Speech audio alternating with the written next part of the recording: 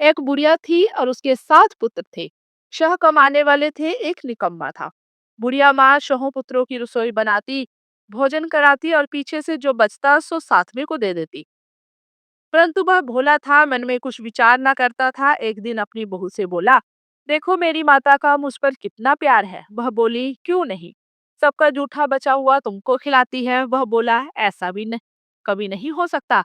जब मैं तक अपनी आंखों से ना देखूं तब तक मैं मान नहीं सकता। बहू ने कहा, देख लोगे तब तो मानोगे। कुछ दिन बाद बड़ा त्योहार आया। घर में 7 प्रकार के भोजन और चूरमा के लड्डू बने। वह जांचने को सिर दर्द का बहाना कर पतला कपड़ा सिर पर ओढ़कर रसोई पर सो गया और कपड़े में से सब देखता रहा। शोहबाई आए और उन्होंने भोजन करने। उसने देखा माँ ने उनके लिए सुंदर सुंदर आसन बिछाए, 7 प्रकार की रसोई परोसी है। वह आग्रह कर उन्हें जिमाती है, वह देखता रहा। शोहबाई भोजन करके उठे, तब जूठी थालियों में से जो लड्डुओं के टुकड़ों को उठाया और एक लड्डू बनाया। जूठन साफ कर बुढ़िया माँ ने उसे पुकारा, उठ बेटा, तेरे सभी भाइयों ने भोजन कर लिया है, अब तू ही बाकी है, उठना, कब खाएगा। वह कहने लगा, माँ मुझे भोजन नहीं करना, मैं परदेश जा रहा हूँ। माता ने कहा, कल जाता हो तो आज ही चला जा। वह बोला, हाँ हाँ आज ही जा रहा हूँ। यह कहकर वह घर से निकल गया। चलते समय बहू की याद आई। वह गौशाला में कंडे थाप रही थी और जाकर बोला, हम जावे परदेस को आवेंगे कुछ काल, तुम रहियो संतोष से धर्म अपनो पाल। वह बोली, जाओ पिया आनंद से, हमरो सोच हटाए, राम भरोसे हम रहे, ईश्वर तुम्हें सहाय। देवो निशानी अपनी, देख धरु मन धीर, सुधी हमरी ना बिसारियो, रखियो मन गंभीर। वह बोला, मेरे पास तो कुछ नहीं है, अंगूठी है सो ले लो और अपनी कुछ निशानी मुझे दो। वह बोली, मेरे पास क्या है, यह गोबर भरा हाथ है। यह कहकर उसकी पीठ में गोबर के हाथ की थाप मार दी। वह चल दिया। चलते चलते दूर देश में पहुंचा। वहां एक साहूकार की दुकान थी। वहीं जाकर कहने लगा, भाई मुझे नौकरी पर रख लो। साहूकार को जरूरत थी, बोला, रह जा।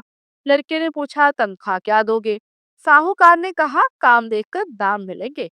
साहूकार की नौकरी मिली। वह सवेरे 7 बजे से रात तक नौकरी करने लगा। कुछ दिनों में दुकान का लेन देन, हिसाब किताब, ग्राहकों को माल बेचना, सारा काम करने लगा। साहूकार के 7-8 नौकर थे। सब चक्कर खाकर खाने लगे कि यह तो बड़ा ही होशियार बन गया। सेठ जी ने भी काम देखा। 3 महीने में उसे आधे मुनाफे का साझीदार बना लिया। वह 12 वर्ष में नामी सेठ बन गया और मालिक सारा कारोबार उसके ऊपर छोड़कर बाहर चला गया। अब बहू पर क्या बीती ये भी सुनो। सास ससुर उसे दुख देने लगे। सारी गृहस्थी का काम करा के उसे लकड़ी लेने जंगल में भेज दी और घर की रोटियों के आटे से जो भूसी निकलती उसकी रोटी बनाकर रख दी जाती और फूटे नारियल की नरेली में पानी। इस तरह दिन बीतते रहे। एक दिन वह लड़की लकड़ी लेने गई थी कि रास्ते में बहुत सी स्त्रियां संतोषी माता का व्रत करती दिखाई दी। वह वहीं खड़ी होकर कथा सुनकर बोली, बहनों, तुम किस देवता का व्रत करती हो और इसके करने से क्या फल होता है। इस व्रत के करने की क्या विधि है। यदि तुम अपने इस व्रत का विधान मुझे समझाकर कहोगी तो मैं तुम्हारा बड़ा ही एहसान मानूंगी। तब उनमें से एक स्त्री बोली, सुनो, संतोषी माता का व्रत है। इसके करने से निर्धनता दरिद्रता का नाश होता है, लक्ष्मी आती है, मन की चिंताएं दूर होती है, घर में सुख होने से मन को प्रसन्नता और शांति मिलती है। निपुत्र को पुत्र मिलता है, प्रीतम बाहर गया हो तो जल्दी आता है।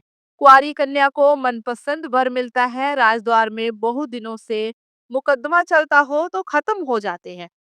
सब तरह सुख शांति हो जाती है, घर में धन जमा हो जाता है, पैसा जायदाद का लाभ होता है, रोग दूर हो जाते हैं तथा मन में जो कामना हो वो सब संतोषी माता की कृपा से पूरी होती है, इसमें कोई संदेह नहीं है।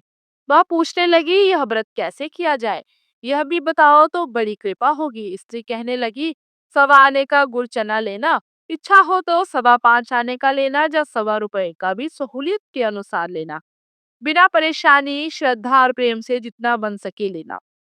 1.25 पैसे से 5.25 आना या इससे भी ज्यादा शक्ति और भक्ति अनुसार ले। हर शुक्रवार को निराहार रह कथा कहना, इसके बीच क्रम टूटे नहीं, लगातार नियम पालन करना। सुनने वाला कोई ना मिले तो घी का दीपक जला उसके आगे जल के पात्र को रख कथा कहना, परंतु नियम ना टूटे। जब तक कार्य सिद्ध ना हो, नियम पालन करना और कार्य सिद्ध हो जाने पर व्रत का उद्यापन करना। 3 मास में माता फल पूरा करती है। यदि किसी के खोटे ग्रह हो तो भी माता 3 वर्ष में कार्य को अवश्य सिद्ध करती है। कार्य होने पर ही उद्यापन करना चाहिए, बीच में नहीं। उद्यापन में अढ़ाई से राटे का खाजा तथा इसी परिणाम से खीर तथा चने का साग करना, 8 लड़कों को भोजन कराना, जहाँ तक मिले देवर, जेठ, भाई बंधु के लड़के लेना, ना मिले तो रिश्तेदारों और पड़ोसियों के लड़के बुलाना, उन्हें भोजन कराना, यथाशक्ति दक्षिणा दे माता का नियम पूरा करना। उस दिन घर में कोई खटाई ना खावे। यह सुनकर बहू चल दी।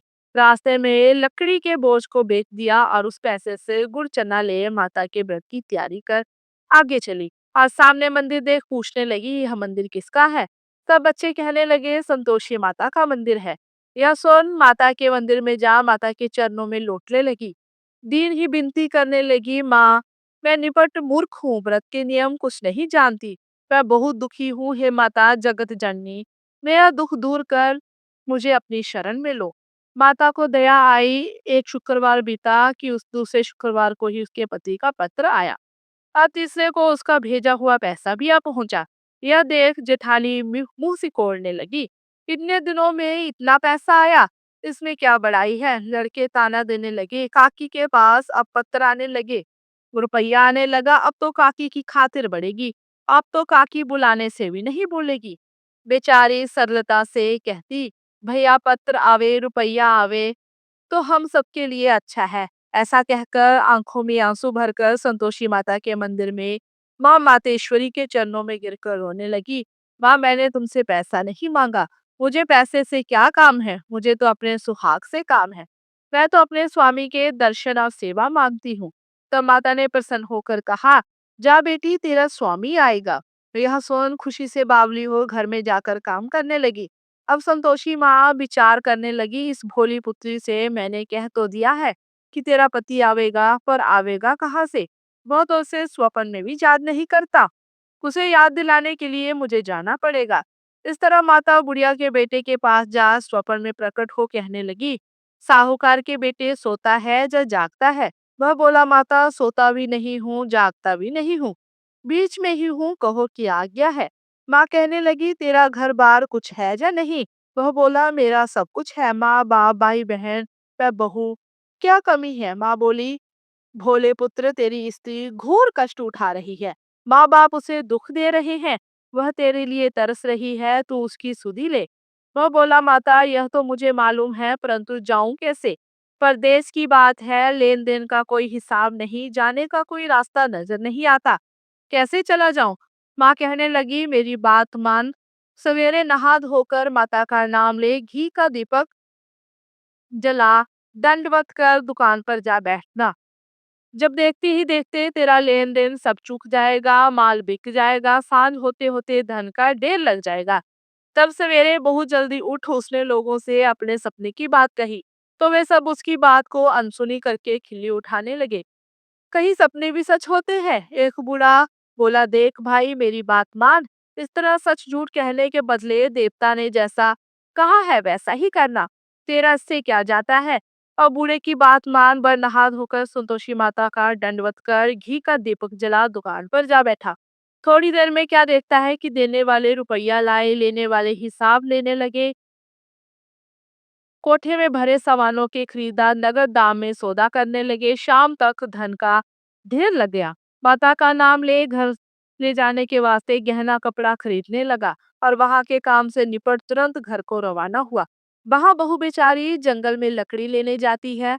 लौटते वक्त माता जी के मंदिर में विश्राम करती है। वह तो उसका रोज रुकने का स्थान हो जो ठहरा। दूर से धूल उड़ती देख वह माता से पूछती है, हे माता, यह धूल कैसे उड़ रही है? माँ कहती है, हे पुत्री, तेरा पति आ रहा है। अब तो ऐसा कर, लकड़ियों के 3 बोझ बना ला, एक नदी के किनारे रख, दूसरा मेरे मंदिर पर और तीसरा अपने सिर पर रख। तेरे पति को लकड़ी का गट्ठा देखकर मोह पैदा होगा, वह वहां रुकेगा, नाश्ता पानी बना खा पीकर माँ से मिलने आएगा। तब तो लकड़ी का बोझ उठाकर जाना और बीच चौक में गट्टा डालकर 3 आवाजें जोर से लगाना, लो सासू जी, लकड़ियों का गट्ठा लो, भूसी की रोटी दो, नारियल के खोपड़े में पानी दो। आज मेहनत मैं आज मेहमान कौन आया है। माँ की बात सुन बहुत अच्छा। माता कहकर प्रसन्न हो लकड़ियों के 3 गट्ठे ले आई और एक नदी के तट पर एक माता के मंदिर पर रखा। इतने में ही एक मुसाफिर वहां आ पहुंचा। सूखी लकड़ियां देख उसकी इच्छा हुई कि यही निवास करे और भोजन बना खाकर पीकर गांव जाए। इस प्रकार भोजन बनाकर विश्राम लेकर गांव को गया। सबसे प्रेम से मिला। उसी समय बहू सिर पर लकड़ी का गट्ठा लिए आती है। लकड़ी का भारी बोझ आंगन में डाल जोर से 3 आवाज देती है। लो सासू जी, लकड़ी का गट्ठा लो, भूसी की रोटी दो, नारियल के खोपड़े में पानी दो। आज मेहमान कौन आया है। यह बात सुनकर उसकी सास अपने दिए हुए कष्टों को भुलाने हेतु कहती है, बहू ऐसा क्यों कहती है। तेरा मालिक तो ही आया है। आ बैठ, मीठा मीठा भात खा, भोजन कर, कपड़े गहने पहन। इतने आवाज सुनकर उसका स्वामी बाहर आता है और अंगूठी देख व्याकुल हो माँ से पूछता है, माँ यह कौन है। माँ कहती है, बेटा तेरी बहू है। आज 12 वर्ष हो गए हैं तू जब से गया है, तब से सारे गांव में जानवर की तरह भटकती फिरती है। काम काज घर का कुछ नहीं करती, 4 समय आकर खा जाती है। अब तुझे देखकर भूसी की रोटी या नारे के खोपड़े में पानी मांगती है। वह लज्जित हो बोला, ठीक है माँ, मैंने इसे भी देखा है और तुम्हें भी देखा है। अब मुझे दूसरे घर की ताली दो, मैं उसमें ही रहूंगा। तब माँ बोली, ठीक है बेटा, जैसी तेरी मर्जी। कहकर ताली का गुच्छा पटक दिया। उसने ताली ले दूसरे कमरे में जो तीसरी मंजिल के ऊपर था खोलकर सारा सामान जमाया। एक ही दिन में वहां राजा के महल जैसा ठाठ बाट बन गया। अब क्या था, वे दोनों सुखपूर्वक रहने लगे। इतने में अगला शुक्रवार आया।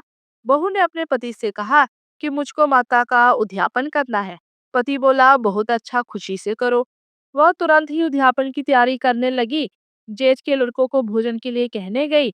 उन्होंने मंजूर किया, परंतु जेठानी अपने बच्चों को सिखाती है, देखो रे, भोजन के समय सब लोग खटाई मांगना, जिससे उसका उद्यापन पूरा ना हो।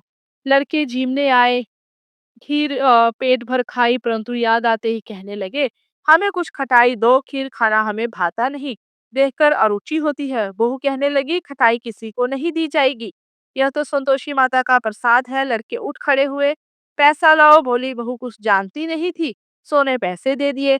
लड़के उसी समय हट करके इमली ला खाने लगे। यह देख बहू पर माताजी ने कोप किया। माता के दूत उसके पति को पकड़ कर ले गए। जेठ जेठानी मनमाने खोटे वचन कहने लगे। लूट कर धन इकट्ठा कर लाया था, तो राजा के दूत उसको पकड़ कर ले गए।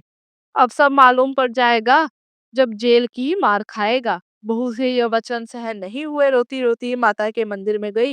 हे माता, तुमने यह क्या किया, हंसाकर क्यों रुलाने लगी। माता बोली, पुत्री, तूने उद्यापन करके मेरा व्रत भंग किया, इतनी जल्दी सब बातें भुला दी। वह कहने लगी, माता, भूली तो नहीं हूँ, ना कुछ अपराध किया है, मुझे तो लड़कों ने भूल में डाल दिया। मैंने भूल में उन्हें पैसे दे दिए, मुझे क्षमा करो माँ। माँ बोली, ऐसा भी कहीं भूल होती है। वह बोली, माँ मुझे माफ कर दो, मैं फिर से तुम्हारा अध्यापन करूंगी। माँ बोली, अब भूल मत करना। वह बोली, अब भूल ना होगी माँ। अब बताओ वे कैसे आएंगे।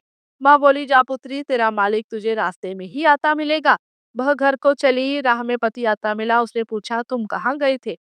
तब वह कहने लगा, इतना धन जो कमाया है उसका टैक्स राजा ने मांगा था, वह भरने गया था। वह प्रसन्न हो बोली, भला हुआ, अब घर को चलो। कुछ दिन बाद फिर शुक्रवार आया। वह बोली, मुझे माता का उद्यापन करता है। पति ने कहा, करो। फिर जेठ के लड़कों में भोजन को कहने गई। जेठानी ने एक दो बातें सुनाई, लड़कों को सिखा दिया कि तुम पहले ही खटाई मांगने लगना। लड़के कहने लगे, हमें खीर खाना नहीं भाता, जी बिगड़ता है, कुछ खटाई खाने को देना। वह बोली, खटाई खाने को नहीं मिलेगी, खाना हो तो खाओ। वह ब्राह्मण के लड़कों को लाकर भोजन कराने लगी। यथाशक्ति दक्षिणा दी। जगह एक एक फल उन्हें दिया। उससे संतोषी माँ प्रसन्न हुई। माता की कृपा होते ही 9वें मास उसको चंद्रमा के समान सुंदर पुत्र प्राप्त हुआ। पुत्र को लेकर प्रतिदिन माता के मंदिर में जाने लगी। माँ ने सोचा कि वह रोज आती है, आज क्यों ना मैं इसके घर चलूं, इसका आसरा देखूं तो सही है। यह विचार कर माता ने भयानक रूप बनाया। गुड़ और चने से सना मुख, ऊपर सोन के समान होठ, उस पर मक्खियां भिनभिना रही थी। दहलीज में पांव रखते ही सास चिल्लाई, देखो रे, कोई चुड़ैल चली आ रही है। लड़कों से भगाओ, नहीं तो किसी को खा जाएगी। लड़के डरने लगे और चिल्ला चिल्लाकर खिड़की बंद करने लगे। बहू रोशनदान से देख रही थी, प्रशंसा से पागल होकर चिल्लाने लगी, आज मेरी माता घर आई है, यह कहकर बच्चे को दूध पीने से हटाती है। इतने में सास का क्रोध फूट पड़ा। बोली, रान इसे देखकर कैसे उतावली हुई है, जो बच्चे को पटक दिया। इतने में माँ के प्रताप से जहाँ देखो वही लड़के ही लड़के नजर आने लगे। वह बोली, माँ जी, जितना मैं व्रत करती हूँ यह वही संतोषी माता है। इतना कहकर झट से सारे घर के किवाड़ खोल देती है। सबने माता के चरण पकड़ लिए और विनती कर कहने लगे, हे माता, हम मूर्ख हैं, हम अज्ञानी हैं, पापी हैं, तुम्हारे व्रत की विधि नहीं जानते। तुम्हारा व्रत भंग कर हमने बड़ा अपराध किया है। हे माता, आप हमारे अपराध को क्षमा करो। इस प्रकार माता प्रसन्न होती है। माता ने बहू को जैसा फल दिया वैसा माता सबको दे। जो इस कथा को सुने उसके सारे मनोरथ पूर्ण हो। बोलो संतोषी माता की जय हो।